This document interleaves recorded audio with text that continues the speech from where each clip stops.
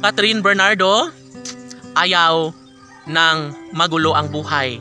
Seryoso na umano siya kay Alden Richards, no?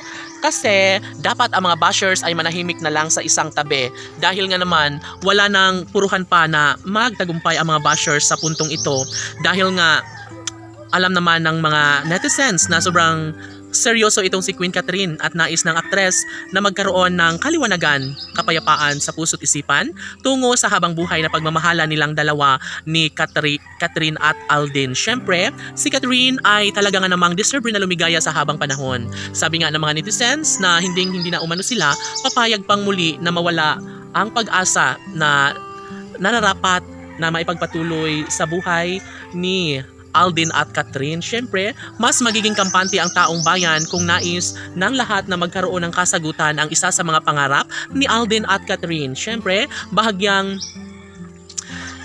pinaplano ni Catherine Bernardo ang kung anuman ang makapagbibigay sa kanya ng kaligayahan. Tahimik ang buhay ngayon ni Catherine Bernardo at sana'y wag naman dagdagan pa na magiging magulo ang kanyang kaisipan dahil lamang sa mga bashers na walang ibang ginawa kundi ang subukang wasakin ang tahimik at pagmamahalan ni Alden Richard at Catherine Bernardo.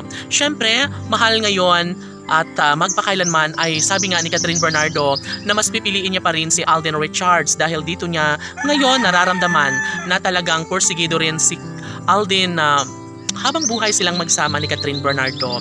Kaya nararamdaman na sobrang may puruhan na may sa katuparan nga ang lahat ng mga pangarap sa mga puso ni Alden at Catherine, lalong-lalo na ang kanilang pagkakatuluyan. Siyempre, iba pa rin umano kapag tuluyan nga na maibahagi sa taong bayan ni Catherine Bernardo na mayroong malaking pag-asa na namumutawi sa mga puso ni Alden Richard at Catherine Bernardo.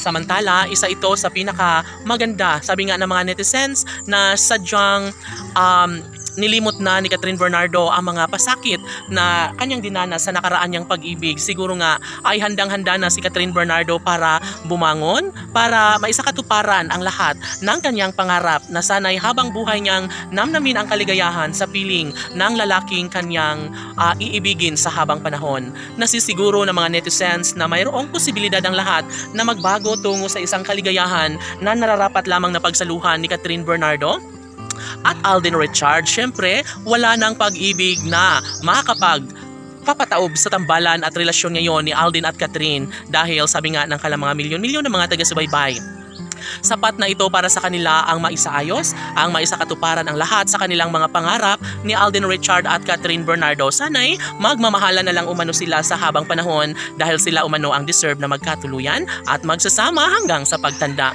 Laban!